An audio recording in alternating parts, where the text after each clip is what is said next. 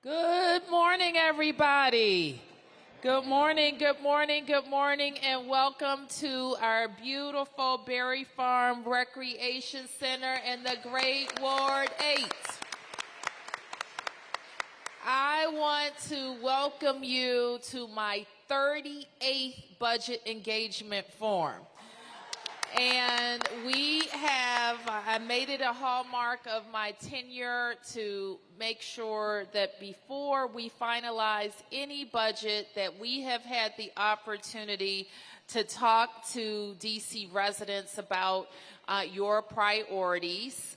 And my agency directors have been working on making sure we're looking closely at our programs and services, see what's working, what's not working. They've been looking closely at our expenses, seeing what expenses have gone up and what have gone down. Newsflash, none have gone down. And then also working to see what revenues we expect to come in, how much we expect to come in, and how we will invest in our priorities. So that has been ongoing for the last several weeks. We also hear from various advocacy groups that organize throughout the year on certain priorities, whether it's about education or healthcare or kids or neighborhoods. And they, too, go in and talk to agency directors about what they think their priorities are for the constituencies that they represent. And now is the time where we're talking to individual people. We have school groups that come. We have neighborhood groups that come. And we have people who just heard about a budget engagement forum and just come on their own to learn how they can contribute to the policy decisions that we will make. So I am always energized by budget engagement forums because without fail, every year I learn something from you. Every year there's an issue that emerges that may not have gotten to me yet, and I see the energy and passion around that issue. Oftentimes, there are like 10 issues just like that. But it never fails. Every year, we learn something by talking to you about what's important in the budget. So we're going to do that. We're going to do that today. So you've heard me say this before, but it bears repeating. So anytime you want to know how well your government is running, just know that we balance our budget every single year. We're the only people in Washington, D.C. who can say that. We have the #1 park system in the nation, so be proud of that. People in D.C. live less than a mile away from one of our recreation centers, tennis courts, pools, playgrounds, splash parks. Everybody in D.C. can walk to free recreation. We also are very proud of our public schools in Washington, D.C. So let's thank our teachers. Let's thank all of our school administrators. Let's thank Chancellor Lewis Farabee, who's over there. Thank you, Chancellor Farabee. One of the longest tenured urban public school superintendents in the nation, and we're just really proud of the work that DCPS and our public charter schools are doing to educate our children. We have almost an entirely new portfolio. When I say new, I mean they have all had substantial renovation. I think we have one left to do. In our DC Public Library system, which is a wonderful complement to everything that's happening in public education. Thank you, DCPL. When I started off in 2015, the #1 issue in DC was how to keep DC affordable, how to create more affordable housing. And I'm proud to say that we've done that with 36,000 new units that were produced in 5 years in all 8 wards. So we're very, very happy about that. But I wanted to talk to you because if we were here 2 years ago, the #1 thing we would be talking about was spikes in crime. And we worked together with community, with law enforcement, with prosecutors, with everybody who touches children and families to make sure we were driving down crime in our city, and we've been able to do that for the since 2023. And I want to acknowledge MPD and Chief Jeff Carroll and all of our men and women who serve in our neighborhoods for the hard work that they have done hand in hand with the community. So far this year, we have a 71% decrease in homicide, 71%. And all crime is down 30%. I think we ended the year in 2025 with a 30% decrease on top of the 35% decrease we had the year before. So sometimes those numbers don't resonate, but when we talk about a 71% decrease in homicide, that means somebody in our community is alive. A father, a brother, a son is there. So we have to do all that we can to maintain our investments, increase our investments, and do more and more. So we're going to change it up a little bit for you this year. We have played a $100 budget game or exercise for the last 11 years. And this year, I want us to stretch the way we're thinking, and not just in dollars and cents, but focusing on the policies that instruct the dollars and cents. So we're going to have a policy budget game today. And so just go with me. You're going to do great. And I know that we will continue to learn a lot.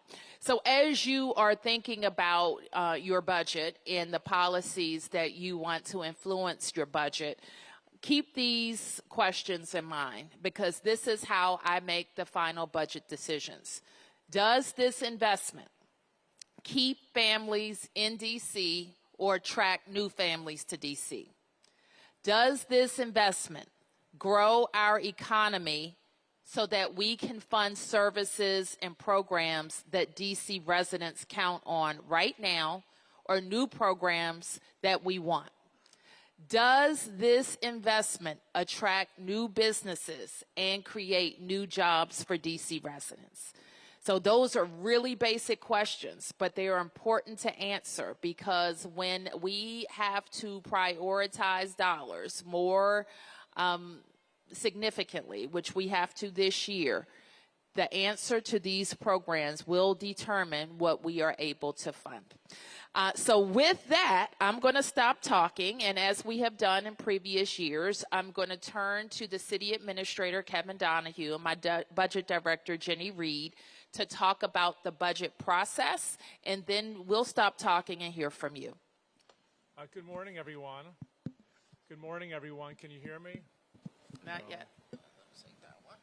Good morning, everyone. This is also my 38th Budget Engagement Forum. If you saw the picture on the prior slide, that's what I looked like before my first Budget Engagement Forum, and 12 years later. So Jenny and I are going to take just a couple of minutes to talk about context, because as you think about your own choices with the budget questions we pose to you, it's important to understand what process we go through and the context of our budget. So, quick on process. So there's 4 parts of our process for the budget: formulation, legislation, the execution of the budget, and accountability for doing what we said we were going to do. The first one, which is what we're in now, lasts about 6 months. It starts in early October, and we spend the last 3 months of the year trying to determine how much does it cost to carry out what we're doing this year, next year. So imagine your household budget. What are my bills going to look like next year? What's that mean for us? Once we have that number in mind, we then spend the next 3 months, so January, February, March, determining how we balance the budget. So that way we look at efficiencies that we can create within programs, what reductions that we can create that minimizes the harm done by that reduction, where we have new investments that we can make that speak to the 3 questions the mayor posed on the prior slide. Then we get to the point at the end of March where we hand the baton over to the council. We're about 2 months of legislation. The first months are committees broken up by agencies or policy areas that debate and discuss what the mayor put in her budget to the council. that is an opportunity for you to continue your advocacy. Then those committees vote and mark up the budget. By markup, meaning they move money around, they make adjustments to what we put in it, and the entire council gets the budget, debates it. There's another opportunity for advocacy there, and finalizes the budget, typically in the first part of June. Then we move to the process of what we call execution and accountability. By execution, it means, are we spending according to what the plan was? Do we have pressures we didn't anticipate? How do we make adjustments? And the accountability part is, if we made promises in the budget to you, are we doing what we said we were going to do in the budget? There's a very important part of the process that is not really clarified for us until we only have 10 days left before we have to put our pencils down. And that's in the preparation part. So we're developing our budget without really knowing what our revenue is. So if you imagine your household budget, you know what your income might be this year. Imagine you don't quite know what it's going to be next year. So our CFO, which is independent, looks at an assessment of the economy, looking at all the forms of revenue we get, and at the last day of February will tell us what the number is that we have to balance against. And that number can go up, it can stay the same, or last year, as a result of the DOGE cuts, it can go down suddenly and precipitously. So we do all this preparation from October till the end of February. Then we have a 10-day sprint to be able to, from March 1st until about March 10th to 12th, to be able to make all the balancing work. And in DC, we have to not only balance for next year, we have to show how we balance over the next 4 years. So in other words, the CFO predicts there's going to be a recession in 2 years. We have to show how we adjust for that. So we have to balance in that 10-day sprint. And we will, in the course of time, over from October until the end of February, we'll use the estimates we have, but we really have no clarity until the last day in February, which for us will be in about a week. And we'll know the 10-day sprint. And that's why we do the forums now, when we're in the final phases of assessing our trade-offs, and before we enter the sprint, where we understand what our revenue is going to be, and we balance against that. One more slide for me. I'll just some context on where your money goes, and I'm going to start with the largest chunk. Health and Human Services is $7.6 billion out of $22 billion. Out of that, most of it is health care, being Medicaid. The second largest chunk within that bucket is homeless services. $4.7 billion goes to enterprise financing and other. What that means is, imagine those are things that we have no choice but to spend on. Think pension contributions, paying interest on our debt. So an immovable part of the pie here that you can't really move up and down on a given year. Education is $4.3 billion. That is split roughly between DCPS and the public charter schools. Also, a very important part of that will be early childhood education. If you combine those three, so healthcare, homeless services, education, and the things we must do by law, it actually accounts for about 70% of everything we spend. So if you came here with a passion that you think we can grow or shrink, and it's not one of those, 30% of our budget goes to literally everything else. Public safety, public works, government operations, which is how we make sure the government functions and regulates the economy, and finally economic development and regulation. So very often, one of those, actually probably more than one of the questions the mayor asked about, is actually a relatively small part of the budget, which how we attract businesses, jobs, new forms of revenue, but it has an outsized effect on growing the overall pie. My final thing I'll say, as I close out my little portion here, is that when I started my first budget engagement forum, the size of the pie, which is $22 billion now, was about half that size.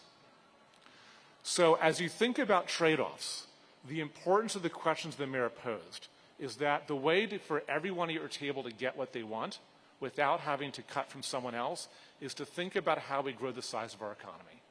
And that is primarily led by keeping residents here, keeping jobs here, as well as attracting new businesses that generate revenue. Thank you very much. And Jenny will now talk about a little context about what we may face as we do our balancing and this 10-day sprint. Thank you, City Administrator. So I would like to talk to you all a little bit about some of the challenges that we're facing as we put together this upcoming FY 2027 budget.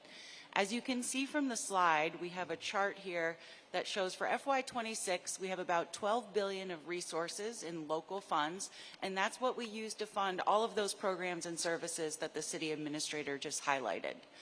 Looking forward to next year, however, which is the bar just to the right, we're looking at a $1.1 billion budget gap between what we're currently spending plus some rising costs and the amount of resources that we have. How we get to that $1 billion is through two levers. So the first is that unfortunately we are seeing fewer resources. We've had smaller year-end surpluses.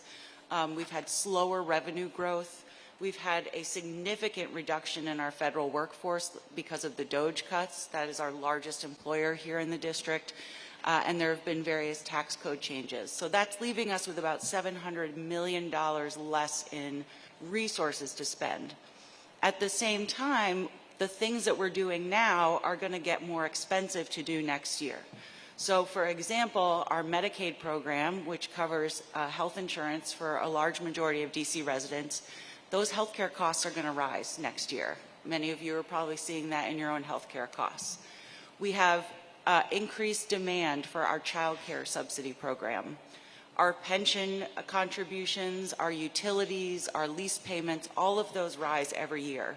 We have to make sure we're budgeting for enough overtime, and our metro system costs tend to go up year over year. So when you put these two things together, you get this basically $1.1 billion budget gap that we're figuring out how to close.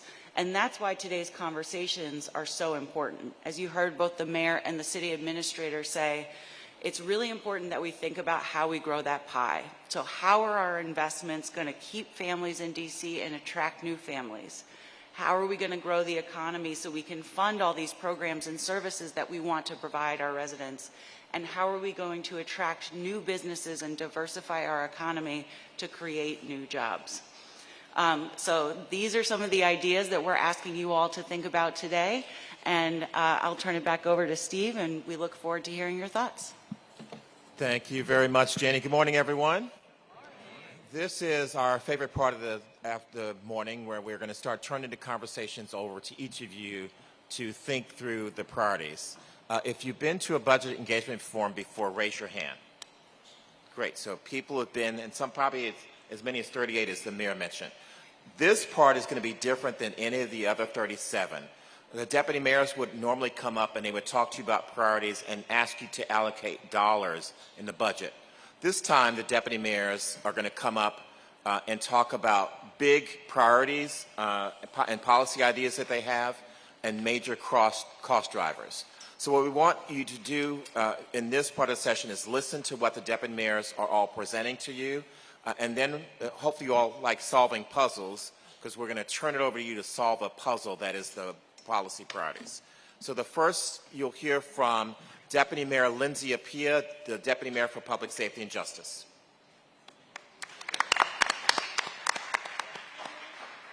And Deputy Mayors, if I could just ask you to introduce yourselves a little bit more so everybody knows what you've been doing with us. Yes. So good morning, everybody. I'm Lindsay Appiah. I'm the Deputy Mayor for Public Safety and Justice, and I am proud to represent the more than 10,000 men and women of the Public Safety and Justice Cluster. For those who don't know, there's 12 agencies across our cluster, of course. Many of them you know, from Fire and MPD and Department of Corrections and DWRS. Many of our directors are here. Maybe we should have them stand. If you are a director or a representative of the PSJ cluster, would you stand so that you can see who's working to keep you safe? Homeland Security and Emergency Management. Many of the agencies sometimes you don't think about, like our Department of Forensic Sciences, that houses things like our Public Health Lab, our Office of the Chief Medical Examiner, the Office of Human Rights that helps to make sure that we're fair and equitable in our city. And so we are a broad cluster working every day to make sure that you're safe in the fullest sense of that word. One of the things, and for people who don't know me, this is my 14th year, 14. Yeah, this is year 14 in DC government, which is like the pleasure and the joy of my life, truly, and the honor of my life. I was at DWRS for a long time, 9 years, and have been in the deputy mayor's office now for 5 years. So that is a little bit about who we are.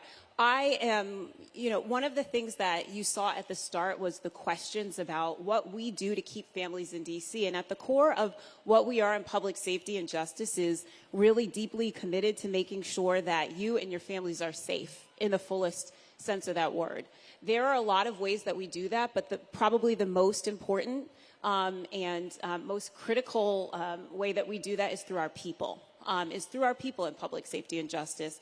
And like I said, there are just over 10,000 of our 38,000 in our cluster. And so one of the main things that we do is really have to invest in our people to make sure that they're able to be there for you and your families. And sometimes that means being there on the worst day, knowing that if you call 911 and you're having a fire or some sort of medical emergency, that there's always someone to pick up the phone and that there's always someone who's going to show up to be there for you. So you can see that investing in our people this year looks like we increased the salaries for our 911 call takers and dispatchers. And this investment makes us actually, I think, in the top in the nation. We need to attract and maintain high quality people because when you call 911, you want someone who's comforting, who's caring, but also deeply well trained and getting you help that you need and deserve. And so we have invested in that.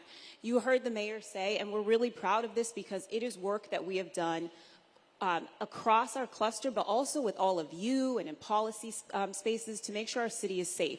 There is no question that 2 years ago when we were in rooms just like this across the city, that the number one issue far and away was safety, was too much crime, were too many people being victimized in our city. And so it has been really important to us to invest in everything. Like the mayor at one point, we were throwing everything that we can at it to make sure that we were driving down crime because every single crime, there's a victim attached to it. And we want people to enjoy everything our city has to offer, and we have to have safety to do that. And so we continue to invest in technology because we know that we need our people to be as efficient and effective as possible. And so we've made a lot of investments. You can see in our real-time crime center and in crime-fighting technology. We are still down officers. We're about 3,100 officers, and we know 3,800 to 4,000 is really what helps us to be in a place to respond to not only crime, but the fact is that there's a lot of activities and fun things that happen in the city that we also need to make sure are safe. And so one of the things that you see here is that last year we had an 85% homicide closure rate. That means that for 85% of the cases that we saw, that we're able to help be a part of bringing justice for victims and their families, and that's really important to us. And then we also say we want people to live. We exist in a life and death space in public safety and justice, and so making sure that we are being right on the cutting edge of ways that we can help people live is important to us. And so we invested this past year in increasing our whole blood program, which is really cutting edge that allows our fire and EMS to deliver whole blood. It helps people live. These are cases where prior to this program, oftentimes the victims would die. And now we have an 88% really survival rate through this program. And so those are some of the investments we've made this year. If you want to go to the next. So our major cost driver is our biggest asset, but also it's our people. We are definitely an overtime driver because one of the things that is true is we're going to show up no matter what. We are 24/7, and when you need us, we're going to be there. And so that means that we do a lot of overtime in public safety and justice. And so a big thing for us, I'm going to kind of match it here, a policy, is we invest in recruiting across our cluster. A lot of times people think of MPD and that's important, but there's representatives from the Department of Corrections. We want to make sure we're giving people humane care. DYRS, our kids in secure detention who really need our support, we need to make sure there are enough people there to be able to do that. And so we are working together to think about innovative recruiting ideas that will help us to have more people. More people equals less overtime, and so that's really important. We very much invest in our apparatus, fire trucks, ambulances, police trucks. This is a big driver for us. And then, just like you all have increased costs, we have increased costs in our secure facilities, our jail, our secure facilities for our kids, but we still want to make sure that they're getting quality health care, and that we're taking care of people when they are in our custody and care. So those are big drivers for us. Some of you heard me say that the policy idea for us is we're going to continue to invest in recruiting and in retaining our high quality, very well-trained public safety professionals in our cluster. One idea that we had proposed previous that didn't quite get through with council is allowing our MPD Academy to be used towards officer credit requirements. We have one of the highest sort of set of standards in the country. We do. There's no question when it comes to our officers. Many people require high school or lower college credits. We do not. We require 60, and we're going to maintain that because the mayor says we have to have the best police, we have to have the best teachers in the country to have families stay and come to our city. And so we are invested in that. And that means that we're not going to lower standards, but we are looking to propose, again, some policy solutions that will help us maintain those standards while recognizing that our training is top quality, and some of those credits really should go towards that 60 credit requirement. We will continue to invest in technology. An example of this is at OUC, which also runs 311. We want to make sure that when you enter 311 requests that you get a response from our partner agencies. So we are investing and working with Octo on AI, and 311 is actually part of one of our AI pilots to make sure that you're getting efficient and effective actual response from us as a government. And on the bottom, you see paid family leave reform. The mayor in last year's budget made some proposals that we appreciate and believe in treating our employees well and having good leave programs, but we have to adjust when they're not quite working. And in PSJ, we are 24/7 operations. It's important that we look at these leave programs. Are they accomplishing what we intended? And if not, make adjustments. We need some adjustments that will allow us to make sure that we're able to maintain high quality care, but that we're also using them in the way that they're intended, that allow us to make sure we're able to serve you, and that will help us to bring down some overtime. So that's some of the things that we're looking forward to in 2027 in PSJ. Thank you, Deputy Mayor Pia. Next, we're going to hear from Deputy Mayor Wayne Turnage, Deputy Mayor for Health and Human Services.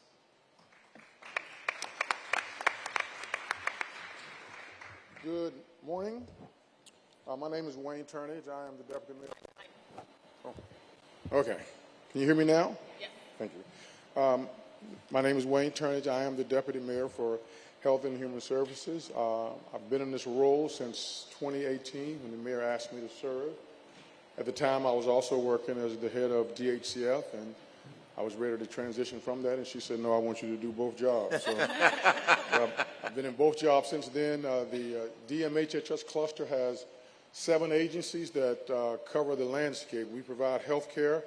We provide human services for people who are living on the economic margins. We have DC Health that funds population health activities across the city. We have an agency for disability services that takes care of our residents who are struggling with intellectual or physical disabilities. We also have DBH, which provides mental health services and also helps people who are caught in the throes of substance abuse. And we have DACL, which works with our beautiful and wonderful seniors. And we have CFSA, which protects our children.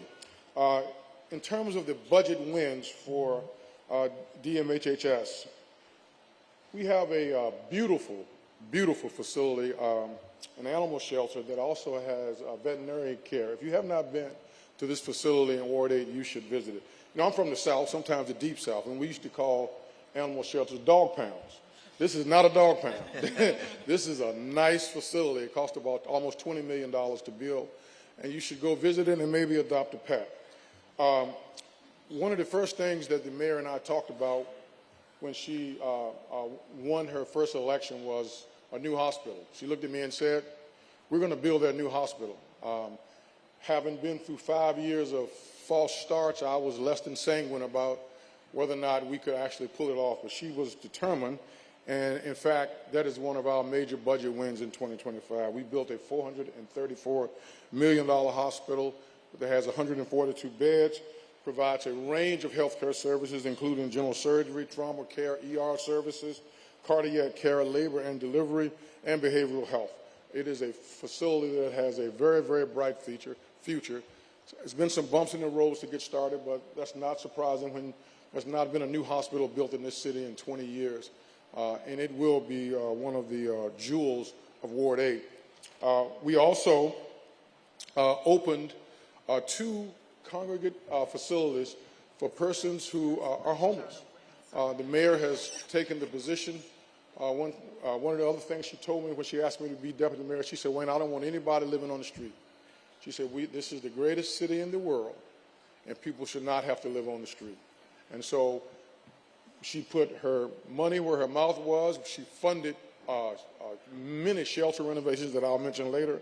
But we've also been buying buildings and setting up these congregate facilities. It's almost like it's bridge housing for people who have been living on the street or maybe in shelters. It's a way to bring them into a service-rich environment and prepare them for a long-term independence and maybe in an apartment or a home. Now, looking ahead to fiscal year 2027, what are our major cost drivers?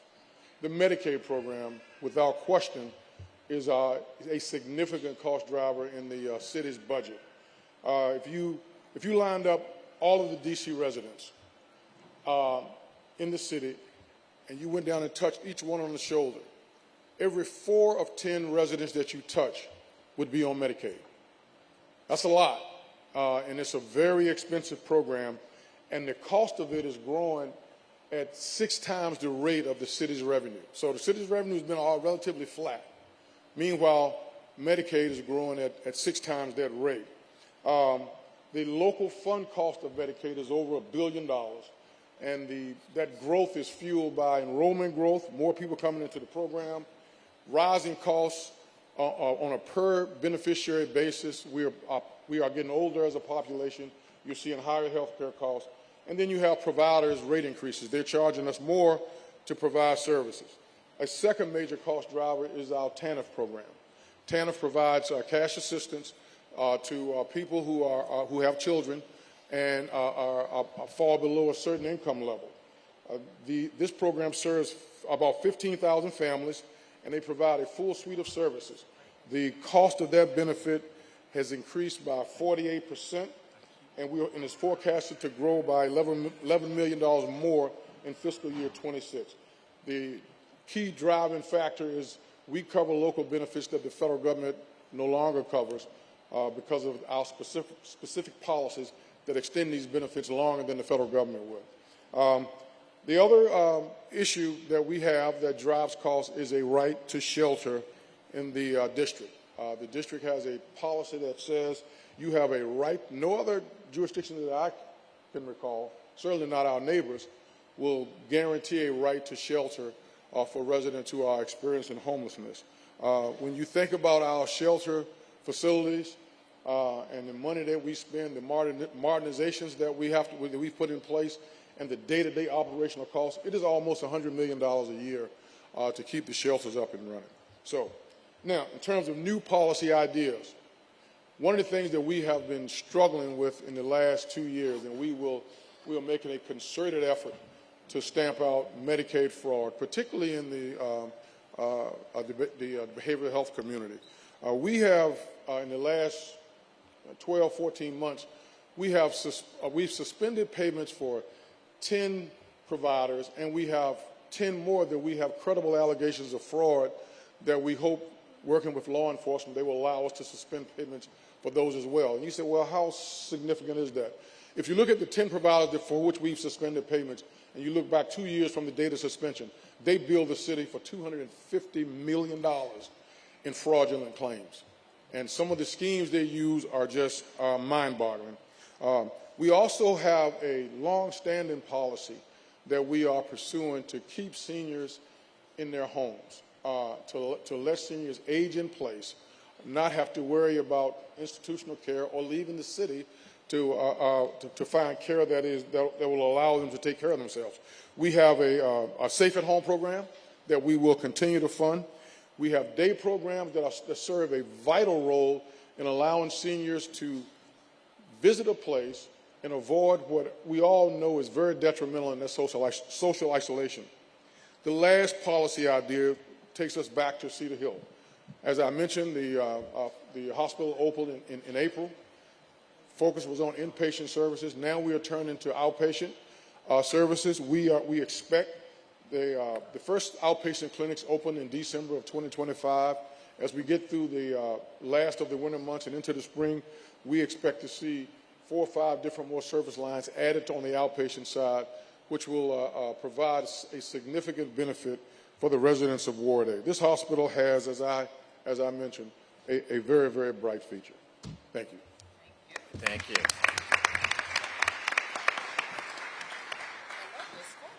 Next, we're going to hear from Deputy Mayor Nina Albert, Deputy Mayor for Planning and Economic Development. Good afternoon. My name is Nina Albert. I'm the Deputy Mayor for Planning and Economic Development, otherwise known as DEMPED.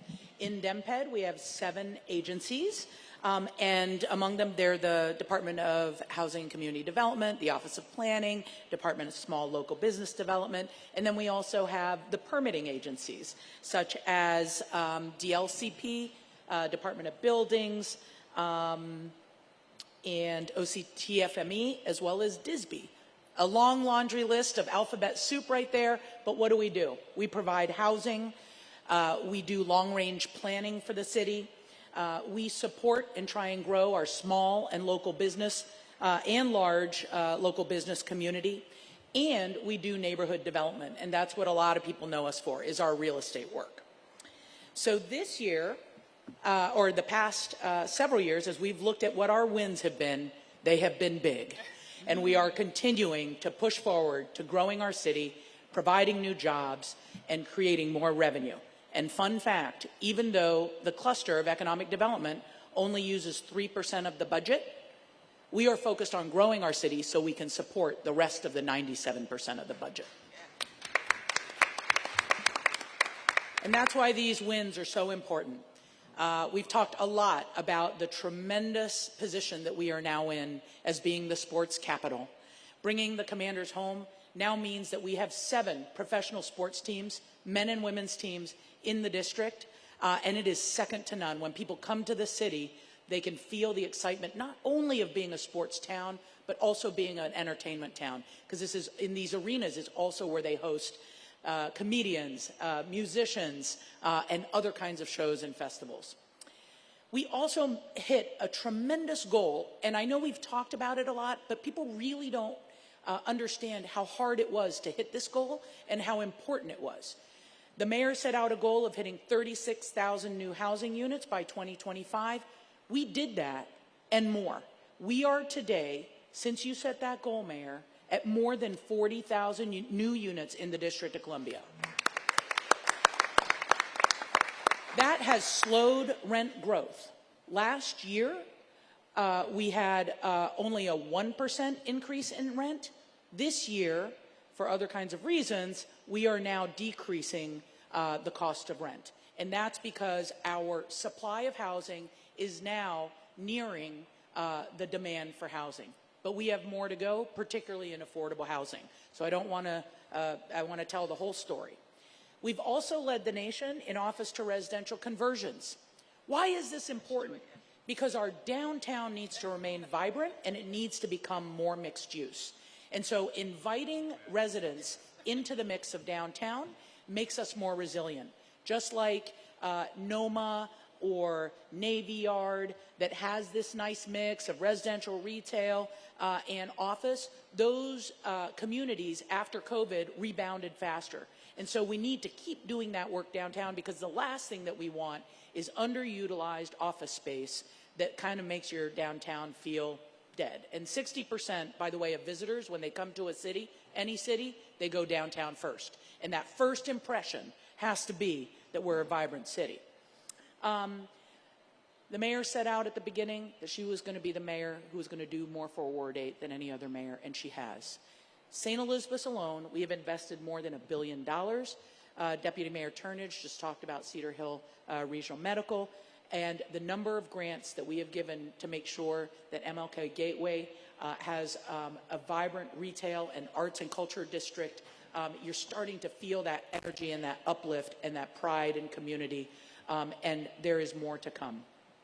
And then last but not least, and this is the number that I'm super excited about, you know, how do we support our small businesses, it is through direct spending with our small businesses and local businesses. And we have increased our government spend and commitment to small businesses by 500%. From $300 million, Mayor, when you started, to $1.5 billion in this last year's Green Book. Okay, so what's coming up? Well, there are some trends that are a little bit beyond our control, and they are real, and this is in part why the budget outlook for this year is complicated. As I said, we at DemPed are in the business of creating more revenue, so that's what we have to do. And so property taxes, both residential and commercial, because of that office vacancy primarily, is now dropping. And so we're seeing that valuation go down. So our revenues are dropping as a result. Our sales tax, because restaurant, retailers, small businesses are very sensitive to increased costs, all kinds of costs. And they're also very sensitive to loss of, consumer spending.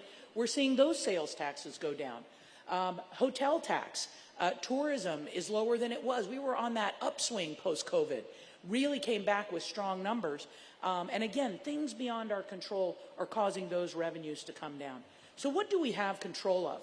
We have control of policies and regulation that is causing businesses and those revenues to be suppressed when they are too costly, too onerous, or too unpredictable. And that is within our control. And that's what some of our new policy ideas are about this year. So, number one, we need to tell our own story and market the city the way that we know how to do it. And so we are looking at investing in Marketing DC. And that is so that we can grow new businesses, provide new jobs, and be less reliant on the federal government. We also need to protect what we have. We've got businesses and entrepreneurs that have invested in DC, and we want to make sure that they continue to thrive. So we have to create a fund or some different types of support to make sure that they can weather the moment, and it really is a moment. And then last but not least, and this is where the bulk of the job is this year, is making sure that we have deadlines on process. Be responsible to our businesses and to our residents who are trying to invest and get something done. Reduce costs and add flexibility. This is what this moment requires. So, where we have rates or fees or costs that we can reduce, then let's do that. And the big thing, the concept that I want people to walk away with is where we are an outlier, where our costs are higher than our neighbors, are higher than in other places, and where a business can choose to go elsewhere and not choose DC, that's where we got to get back in line. So that's how we're looking at that cost bucket. The other thing is that we have to adjust some of our existing policies. When we were growing, we could be aggressive in putting in place things like BEPS and Net Zero. But right now, when a property owner is deciding between keeping the doors open to an affordable housing building or shuttering because they have to implement, change out all the windows, we want that building staying open and services being provided to units. So we're not saying eliminate, we're saying pause and adjust. That's for BEPS and Net Zero. We should do the same with zoning and permitting, making sure that we have a time frame that's reliable. And then my last stance and policy is nothing new. Nothing new. We need to stabilize right now. Everybody needs to adjust and they need predictability. We don't need to add new ideas. What we need to do is adjust what we can make more efficient, bring costs down. We don't need new wage adjustments. We don't need new costs to businesses. And we don't need new programs that structurally change, for example, our housing policies. So with that, Mayor, I will invite Paul Kine. Thank you very much, Deputy Mayor Albert. And now, Deputy Mayor Paul Kine, Deputy Mayor for Education. Oh, wow. What a cheering squad. Thank you, all the education advocates in the room. My name is Paul Kine. I have the honor of serving as Mayor Bowser's Deputy Mayor for Education. And the way to think about our cluster is cradle through to career. So we do have the education agencies, DC Public Schools, our fabulous charter sector. We've got OSSI, our State Superintendent of Education, and, of course, UDC. I did see a T-shirt over there. Also, we have the fund agencies, DPR, the libraries, and we've got workforce development, Department of Employment Services, and the Workforce Investment Council. So cradle through to career. And I think in the midst of this very complicated and challenging budget season, we can all agree on at least one thing. You cannot have a thriving city if you do not have thriving schools. You must have thriving schools, which is why we are so thrilled that Mayor Bowser has literally doubled our investment in public education over the last 10 years to $2.8 billion flowing into our schools. Now, we are proud of this investment not just because it's a big number, but because we have used that money to deliver truly extraordinary results. And if you'll forgive the Deputy Mayor for Education for a moment, I'd like to invite you to the pop quiz portion of the Budget Engagement Forum. What city in the country has the highest paid teachers? Washington, D.C. We have put our money where we should put it. What city in the country has seen increased same-school retention rates for those same teachers for the last 5 or 6 years? Washington, D.C. What is the fastest improving city in terms of learning outcomes of any city in the country? Washington, D.C. What city has fully recovered the learning loss that we experienced during the pandemic, unlike most other cities? Washington, D.C. What city has seen an increase in graduation rates for the past 10 years? Washington, D.C. So we are proud that we have been delivering.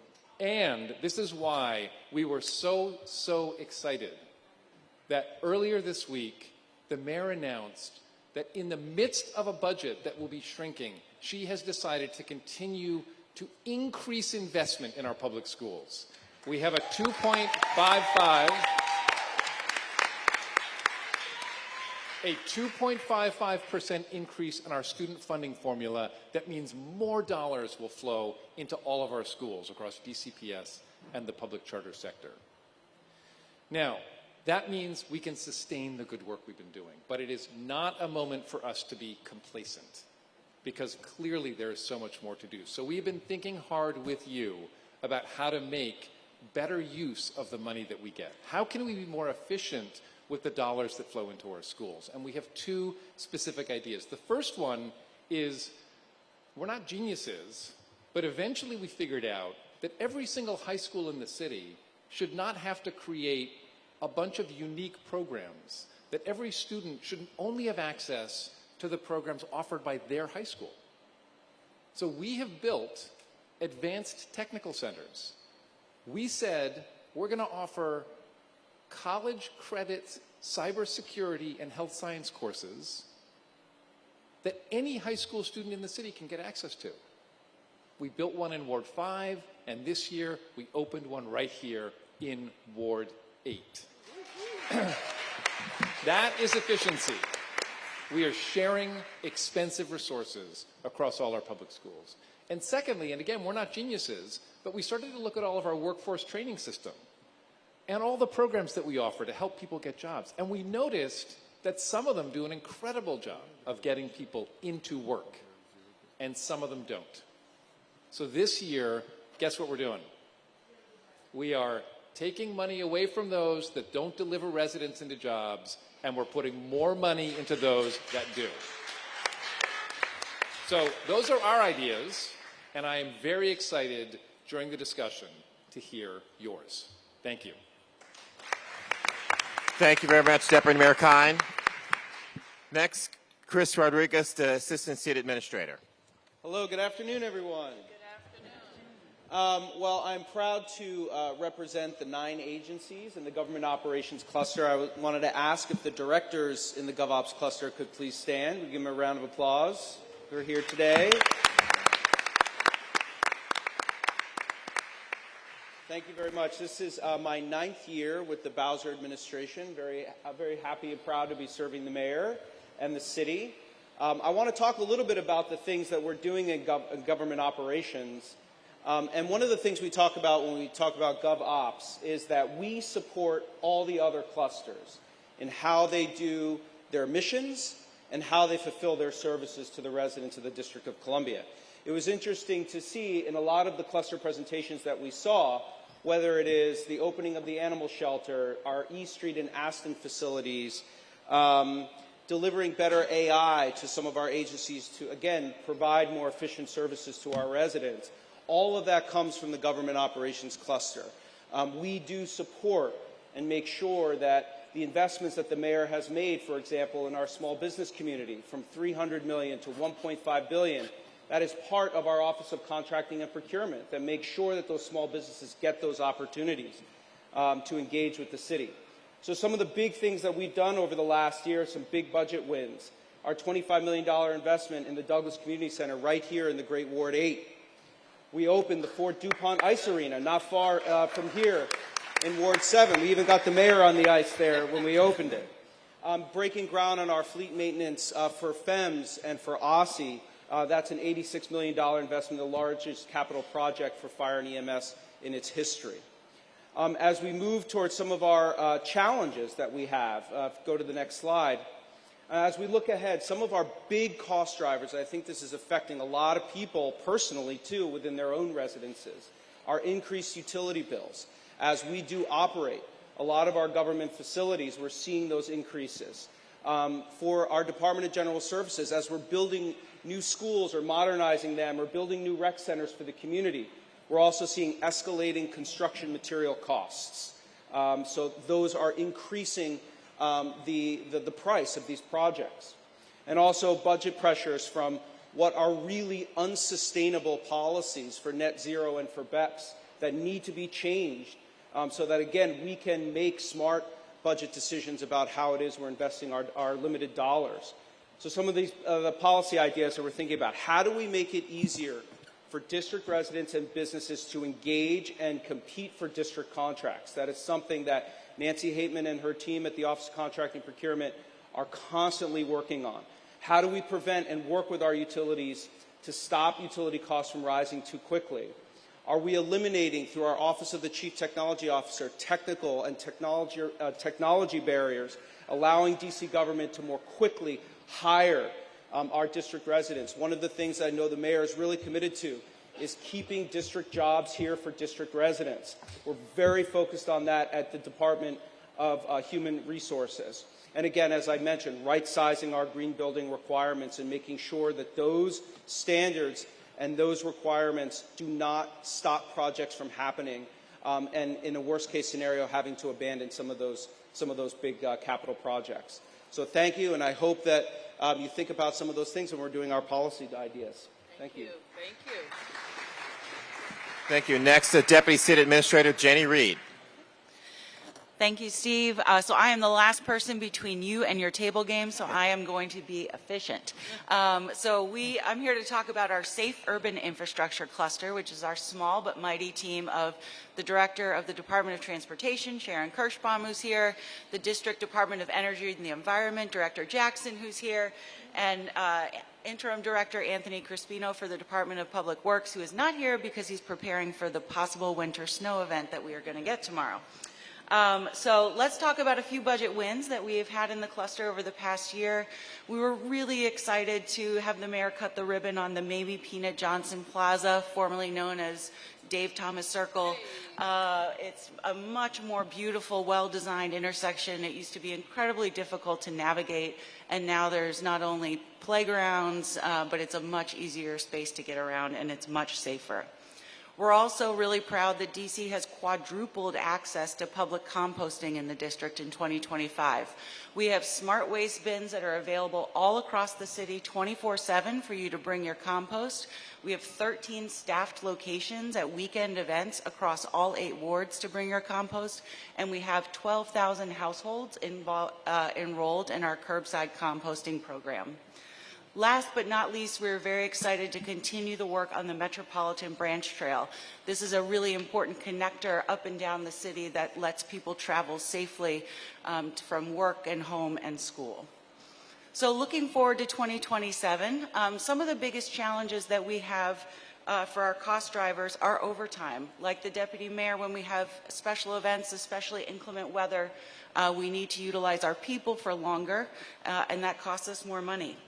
We also have high equipment costs. We need big trucks for big jobs, and those trucks cost more money, but we need them to be running well so that we can complete the work across the city.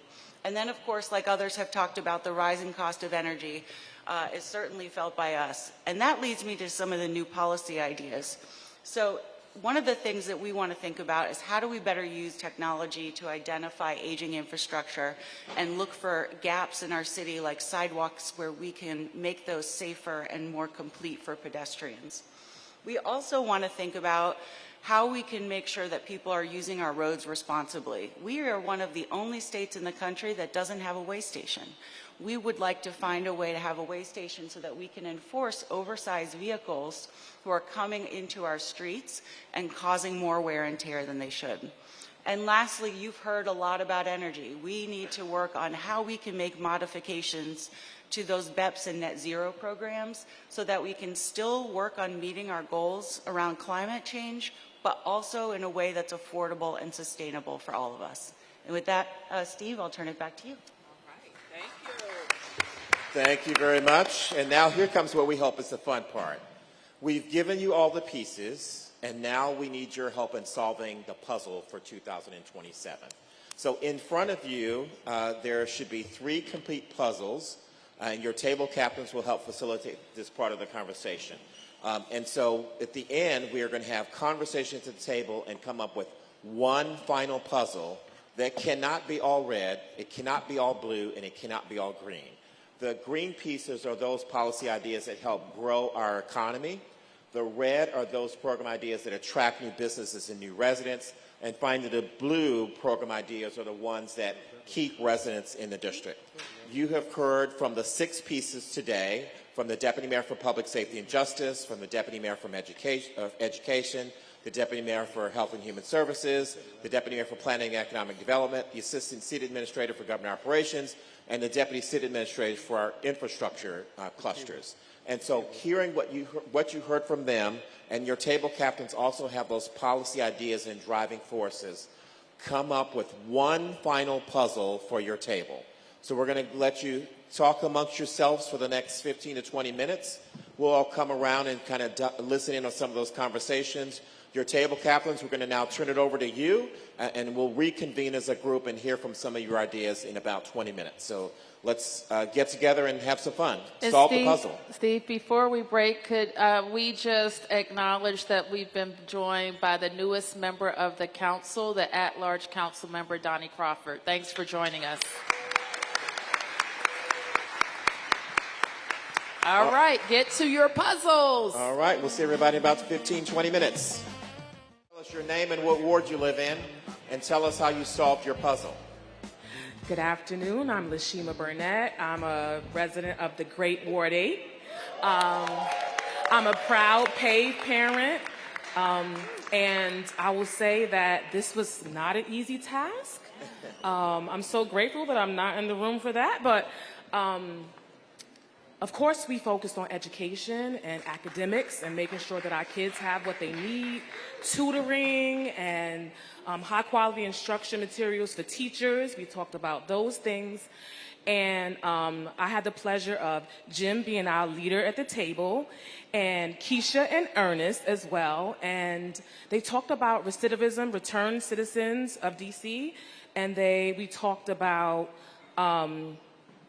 my son, of course, talked about flavorful food for lunch, but that's a whole other story. So we have most of our areas of blue. We have 1, 2, 4, and 6 in blue.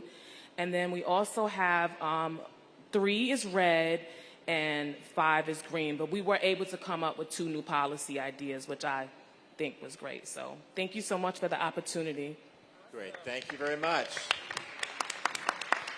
Table number 18.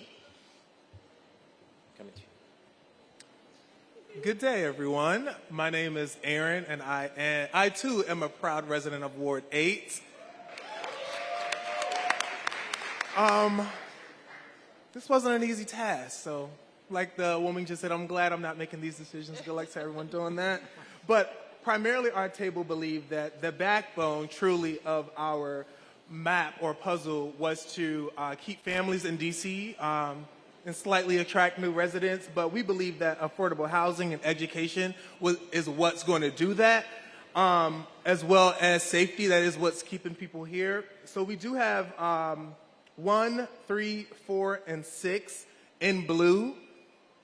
And we do believe that, too, that reallocation of those fraudulent funds will be able to fund new services and programs for residents. And lastly, we have our number 5 in red, focusing on hiring D.C. residents and somewhat creating reciprocity from other states to be able to bring their knowledge and skills into D.C. as well in order to create new jobs. Great. Thank you very much. All right, who's next? Table 13.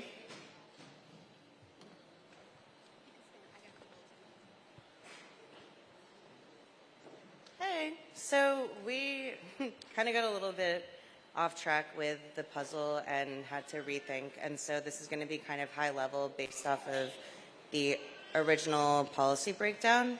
We have a mainly blue puzzle because we are deeply I'm shy. I'm from Ward 7 and deeply interested in keeping my neighbors, elders, and youth here with me because I love them. So that's why our table is mostly blue.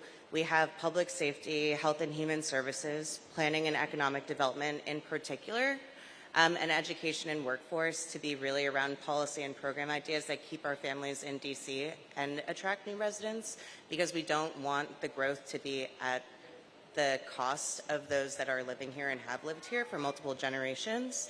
We also understand that there's a need to grow the economy, and so in order to do that, we believe that urban infrastructure will help to grow our economy, create new opportunities for people to come and find DC interesting and worth visiting. And then we believe that government operations will help to attract new businesses and create new jobs, just creating processes that make it, I guess, more accessible for those new jobs. So, yeah, thank you. All right, thank you. Great job. We'll take one from this side of the room. I think table 8, and then we'll come back on this side next. Table 8, and then we'll take one over here. Whoo, child, I'm a little nervous. My name is Monique Drayton Ridley. I am a Ward 8 resident. Whoo, child. Okay. The map, we chose to create our map in a I'm gonna say a wraparound type of service construct. Our first was the green DP for, I'm a little nervous, so I gotta warm up. Our first, the green number 1 we chose was public safety. Because without the fire department, MPD, Homeland Security, and all of those agencies, we wouldn't have the type of environment that we have right now. They are the backbone of the city. And also our 911 services. Number 2, we also chose, which was green, was our health and human services. You have to have a healthy, citizens and residents in order for us to be able to maintain. I'm so nervous, but I'm going to get through it. You have to have healthy people in order to be. And I also would like to see the TANF program improve, because we have too many people on it. There needs to be one-stop wraparound services for those people. There should not be one person in DC on welfare. They should go in, be productive after 6 months, whether they're in a job, and their kids should be in some type of health care program, some type of before or after care program, or some type of daycare. We should have nobody on welfare in the District of Columbia, especially when we are taxed the way we are, because I love taxes. I'm here because it is what it is. We are a social city, and we take care of our own. Number 3, I chose number 3, which is red. I'm just going to try to minimize it because I'm a little nervous. The top ones that I chose for green was 1, 2, 5, and 6. Those are the backbones of our government. They hold everything together. Number 4 is our education department, which is one of the best. All my kids graduated from DC public schools. I have a daughter who will be a doctor in May. I have an EMT. I have a Navy person. I'm just going to say DC is one of the best cities in this state. I'm a little bit nervous. I wish I could have been a little bit more thorough. Mayor Bowser, you the best mayor that we have had since Mayor Muriel Bowser. I don't care what nobody say about you. They can say negative stuff about you, but trust me, baby, I defend you on every way. I also post sometimes. So you keep your head up and you continue to smile. And I like the way you've been wearing your hair lately. Okay? Okay. Thank you very much. We're going to take one more from each side. So let's see who's ready. Who's ready on this side? 26. And then we'll take one more on this side in a second. Good afternoon. My name is Tomas Banks. But first of all, I'm an honorable veteran. And I am from the I am from the amazing Ward 6. Come on, give it up. Waterfront. Hello. All right, so we had an active table of proud DC residents, and so we had some discussions. So we chose for number 1, public safety, we chose to go green. Number 2, health and human services, we decided to leave it red. 3, planning and economic development, we went green again. And for 4, education and workforce, what did we do? We grew it. Come on, give me some rounds of applause. Yes, indeed. And then 5, government operations, we went blue. Keep it the same. And then for number 6, urban infrastructure, we went green. Now, some of our notes on that were, Ward 7, the grocery stores in pretty much most of the district. I know in the waterfront we have the, what did you say, unsafe way. We have the unsafe way. Yeah. You got to go see it. The meat department especially. Yeah, I'm just calling it what it is. And if you're here Safeway, come see me. I've got imagery. But yeah, the Safeway, and then we're talking about the Capitol Gateway Plaza, East Capitol area. We need some in Ward 7. Yes, absolutely. And then Ward 8, as far as school safety and just safety in general. The school at, what is it? Simon Elementary on Mississippi Avenue in Southeast. We know that they need more safety. The people are running red lights, yellow lights. They're not even paying attention to green lights. The kids are all there, so we need to make sure that they're safe. That's where we were on our table. Thank you very much. Thank you. And we're going to take one more. And just everyone, you came in, you got one of these handouts. You can go to budget.dc.gov and continue to share your feedback. We're going to close it out with table number 29. Okay. Good afternoon, everyone. My name is Catrice Turner. Excuse the extra bass today. My allergies won't let me be great. So my sons and I did our budget puzzle, but they left me to go play basketball outside. So just with my sons in mind and some of their ideas, we took the approach of Maslow's hierarchy of needs. We need to make sure that all of our DC residents are healthy and safe. So that's mentally, physically, and emotionally, right? So with that being said, for 1 and 2, we went green. We have to sustain public safety costs, and we also have to bump up a little bit our health and human services. Again, we need our people physically and mentally safe. 3, we went red, which took a cut, but hear me out.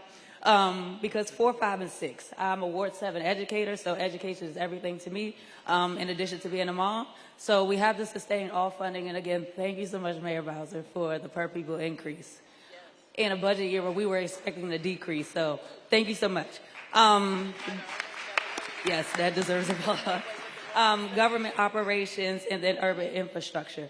With that being in mind, in 2 of our policy ideas that my 15-year-old son, 9th grader, mentioned is we have to expand career technical education programs.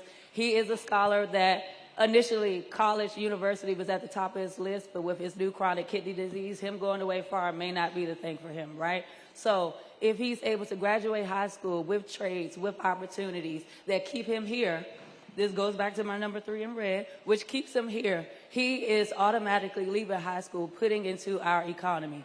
Our economy can then thrive, which our return on investment will come if we make cuts now. It will naturally come back because we're keeping more of our kids in the city. My son also said we're only getting older, so our biggest investment should be children because they are going to be our biggest ROI if we put more focus on them right now. So more CTE programs, more career pathways, and more college pipelines for career pathways. Thank you.